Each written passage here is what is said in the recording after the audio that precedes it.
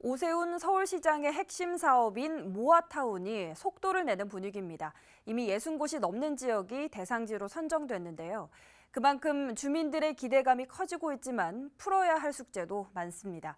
지역 주민과 부동산 전문가들은 어떤 시선으로 이 모아타운을 바라보고 있는지 김대우 기자가 보도합니다.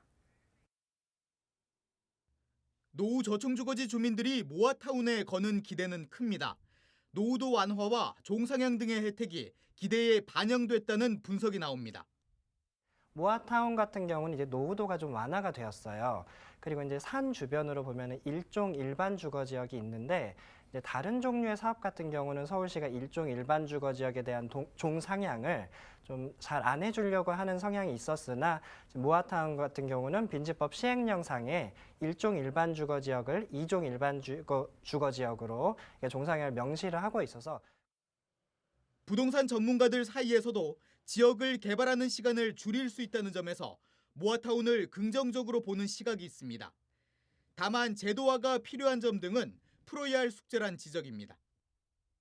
일단 반대하는 분들이 계실 때 그런 분들에 대해서 어떤 수용의 개념, 끝까지 반대할 경우에 대한 결정적인 대안이 없습니다. 쉽게 말하면 재건축 재개발에 있는 것처럼 좀 매도 청구권이라든지 수용할 수 없는 길이 아직은 법제화가 안 돼 있어요. 그래서 무엇보다 담당 직원을 늘리는 등 행정기관이 더 적극적으로 나서야 모아타운이 성공할 수 있다고 주민과 전문가들은 입을 모읍니다. 서울시 그 주무부서 공무원들 그리고 SH 직원들의 수가 물리적으로 너무 적습니다. 따라서 예산을 확충하고 기술직 공무원들을 더 확충을 해야 되고 25개 자치구에서도 모아타운 후보지가 많은 구 같은 경우는 직원 수를 늘려야만 원활한 업무 처리가 가능하고요.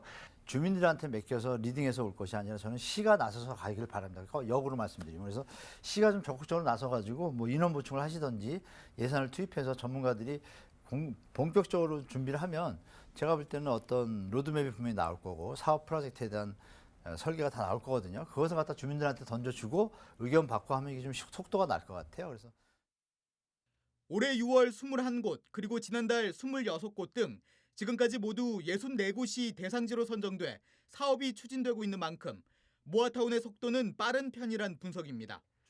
그러나 주민과 전문가들이 말하는 숙제를 풀어야 속도가 더 빨라지고 더 큰 성과를 낼 걸로 전망되고 있습니다. BTV 뉴스 김대우입니다.